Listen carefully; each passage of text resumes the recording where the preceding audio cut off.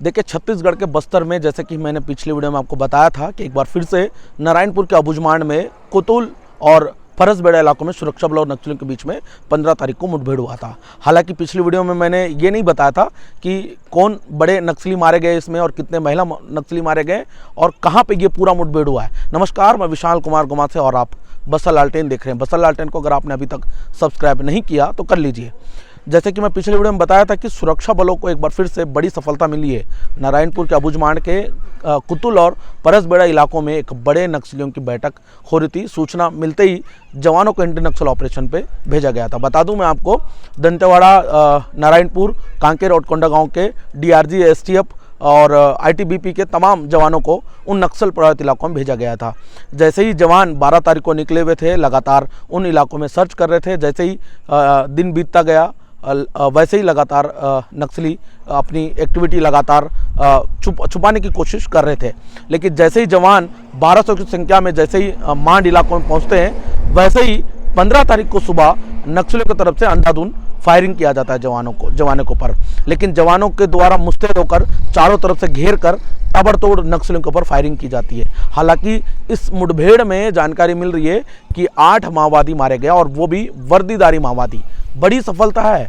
8 माओवादियों को इस बार एक बार फिर से सुरक्षा बलों ने मार गिराया, जिसमें से डीवीसीएम कमेटी के 3 मेंबर और पीपीसीएम के 3 मेंबर और 2 अन्य उनकी अभी पहचान नहीं हुई है, जिसमें से एक और माओवादी है, उनकी भी पहचान नहीं हुई। लेकिन कुल मिला के सुरक्षा बलों के लिए बड़ी सफलता है। लगातार एक के बाद एक बड़ी जो है सफलता सुरक्षा बलों को मिल रही है। माफ़ करेंगे, तीनों की पहचान, 3 डीवीसी मेंबर है और 3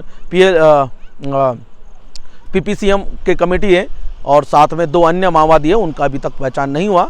लेकिन लगातार सुरक्षा बलों को बड़ी कामयाबी मिल रही है। आपको बता दूं, उन इलाकों में एक बड़ी सूचना मिली थी जवानों को। उसी आधार पे जवान वहाँ निकले हुए थे। जैसे ही जवान वहाँ निकले तो उसके बाद लगातार 15 तारीख को सुरक्षा बलों और नक्सलियों के बीच में मुठभेड़ हुआ। इसमें से एक अहम जानकारी निकल कर आई है।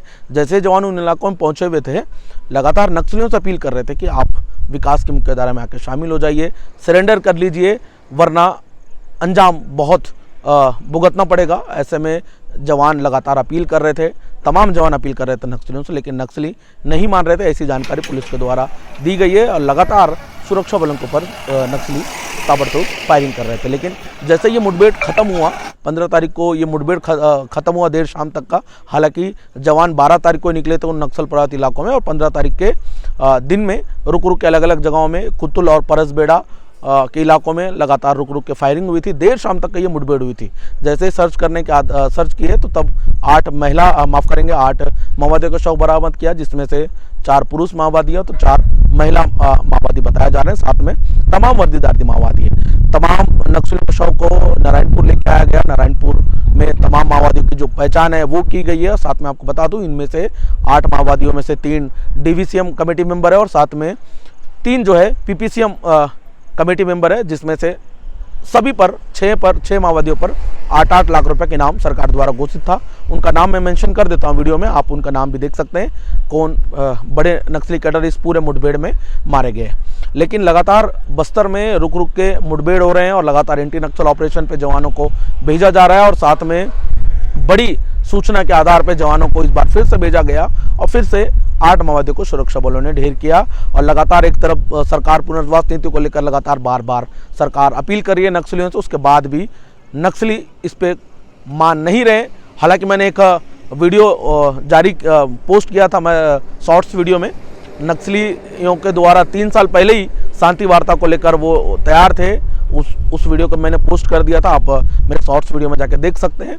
लेकिन अभी प्रतिक्रिया नहीं आया पुनर्वास नीति को लेकर, क्योंकि लगातार मुठभेड़ भी हो रहे हैं और साथ में तमाम जगहों में सुरक्षा बल के जवान हावी हो रहे हैं। और साथ में इस पूरे मुठभेड़ में एक जवान शहीद हुआ है। जवान का नाम पिछले वीडियो में मैंने आपको नहीं बताया, लेकिन अभी जो जानकारी मिल रही है कि जवान का नाम नितेश एक्का बताया जा रहा है और साथ में 2 जो जवान हैं वो भी घायल बताया जा रहे हैं। साथ में उन घायल जवानों को फोटो मैं आपको स्क्रीन में मैं मेंशन कर देता हूँ, आप स्क्रीन में देख सकते हैं। लेकिन फिलहाल वो दोनों अभी जवान खतरे से बाहर है। लेकिन फिलहाल सुरक्षा बलों को बार बार बड़ी सफलता मिल रही है। साथ में आपको बता दूं, इस पूरे मुठभेड़ में नक्सलियों की तस्वीर मैं आपको दिखा देता हूँ।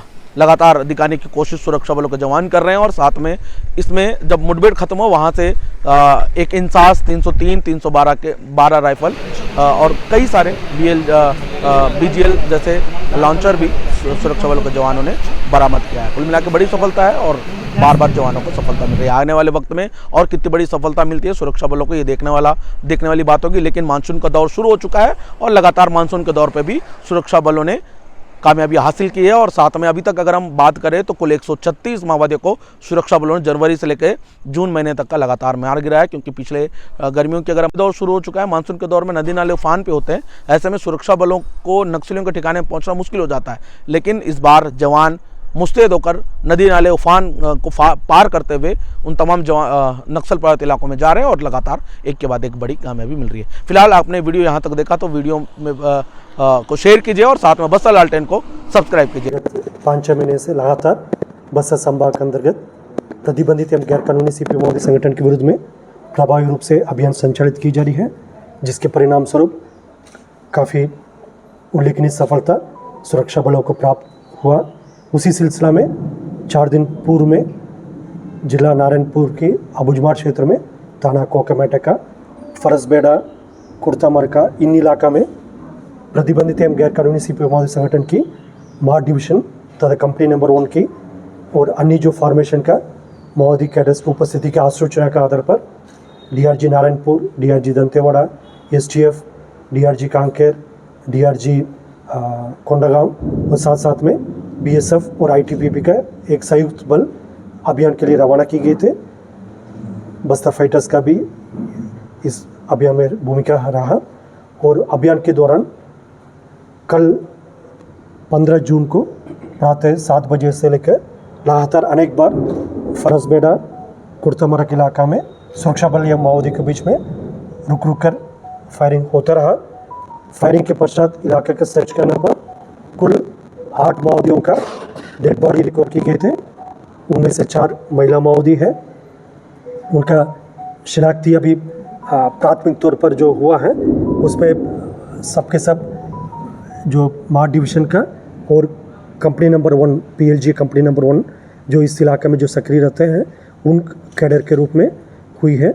उसमें जैसा अभी इनिशियल जो आइडेंटिफिकेशन हुआ है उसमें DVC रमेश उर्फ सुद्रू और अन्य जो DVC मेंबर्स ममता और जसमंगली कोसी, इस प्रकार का जो माओवादी कैडर्स का शिनाख्ती हुआ है उसके PLG कंपनी नंबर का भी शेष माओवादी कैडर होने का संभावना है।